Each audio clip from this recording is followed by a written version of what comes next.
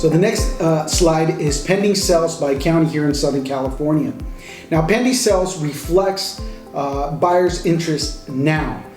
This is some encouraging news here, because if you can look at this graph in Los Angeles, everything sort of bottomed out in mid-March, and since then we've had more homes pending, which is basically buyers feeling confident about getting back into the market. And although it's still less than where we started at 101, we're at 89. It's still not a big hit, and for all other counties you can see a similar pattern. So this is positive news. Now, new listings by county. Now this is, so the closed and the pending really tells you the story on the buyer side, on the demand side. Listings tells us on the supply side. Obviously we have to have a supply in order to fill the demand.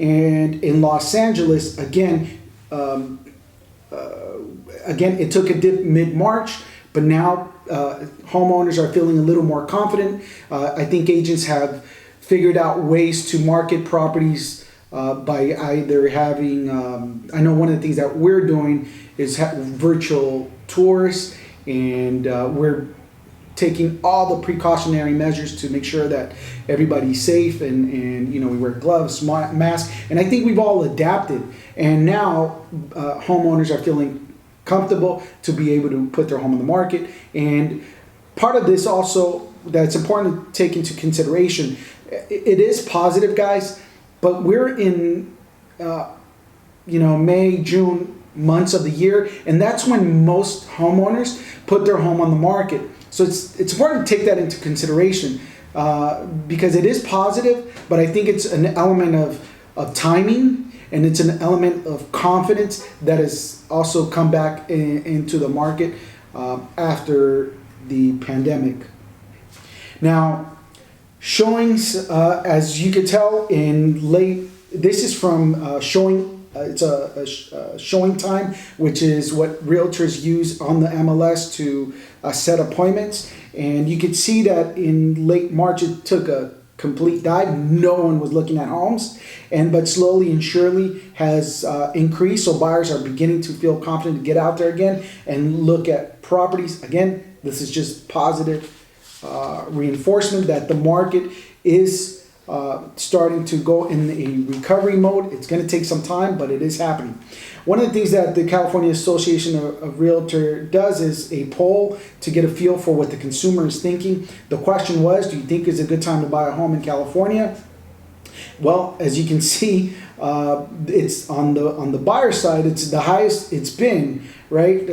In the last 18 months. They feel very confident that it's a good time to buy. I think that has a lot to do with interest rates being as low as they are. I think right now they're hovering right around 3%, slightly less, slightly more, but that's, again, check with your lender. I am not a lender, but I know that's where the rates are at. On the selling side, which is, same question is asked. Do you think it's a good time to sell? That's actually the opposite. A lot of it seems like they've lost a bit of confidence. In January, that was hovering around 60%. It's dropped down to about 50% of that. All right, economic outlook, guys. Now, this slide came from the Institute for Health Metrics and Evaluation.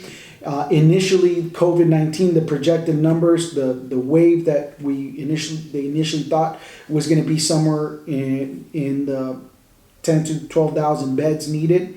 Luckily that we were all, because we took shelter in place and taking all the precautionary measures we've taken as a community, we were able to flatten that curve. If you look at the second slide here, you can see where that flattened out, and yet you can also tell that this is probably going to run its course up until August, and hopefully, there's been talks about a second wave in the fall. I don't want to project any of that. It's not, it's not something I do, and yet, you have to think about that, right? Like, how would that, if that does come, how does it impact everything we're doing so far? All right.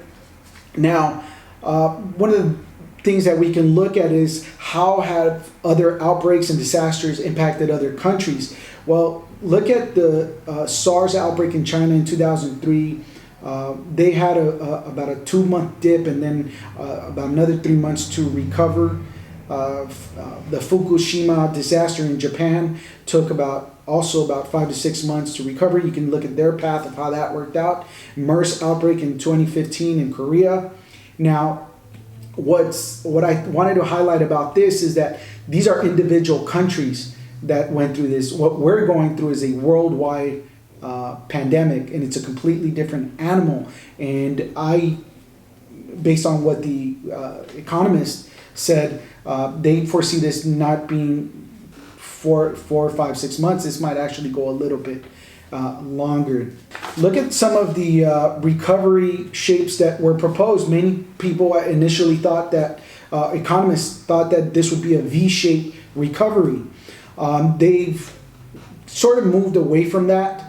They think now it's going to be more of a U-shaped recovery, which just means it's a slower recovery or a swoosh kind of recovery. Again, it's just a little bit longer recovery. This Z-shaped recovery, that's probably not going to happen. I don't foresee us, jumping back into some positive numbers immediately.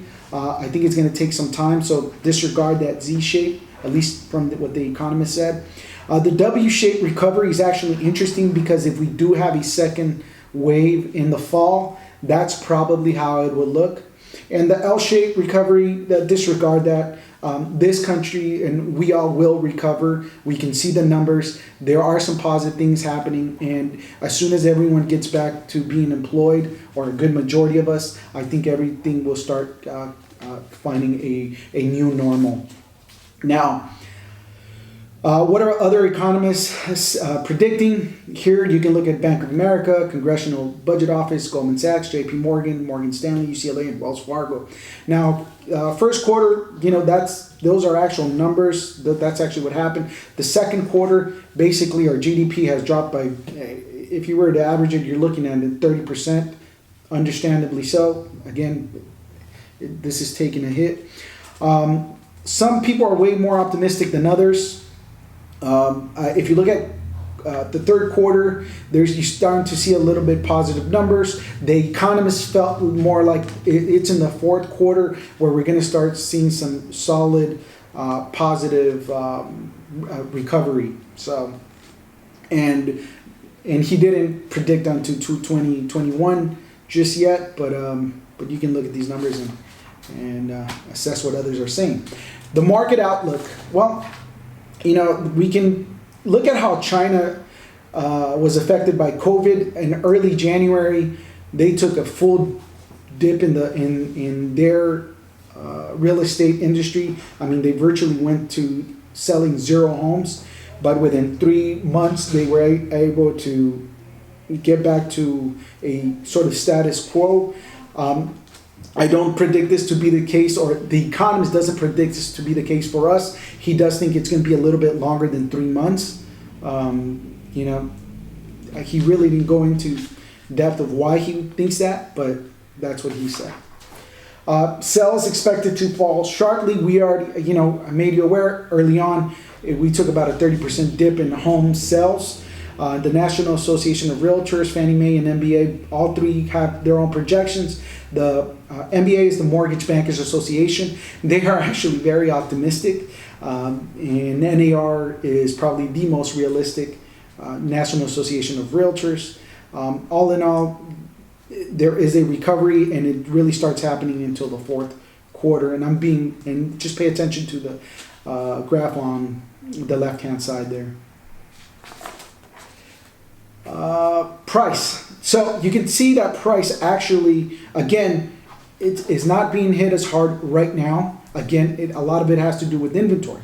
A lot of the reason also why inventory and interest rates, buyers are still seeing, positive outlook in purchasing right now. So, and I know on our homes, we've gotten tons of showings. We've got multiple offers. So I agree with this. And based on what I'm seeing with other colleagues, they are getting multiple offers on their homes and they're selling at their asking price. So today, we are seeing some prices maintaining, but they do foresee that towards the third or fourth quarter, this might soften up a bit. And the economist said when it was all said and done at the end of the year, he wouldn't be surprised if prices dropped right around 5 to 6%. Right? Obviously, it depends on your area. Every area is different, but he averaged it out to around 5 or 6%. For the next part of this video, go to my YouTube channel and subscribe.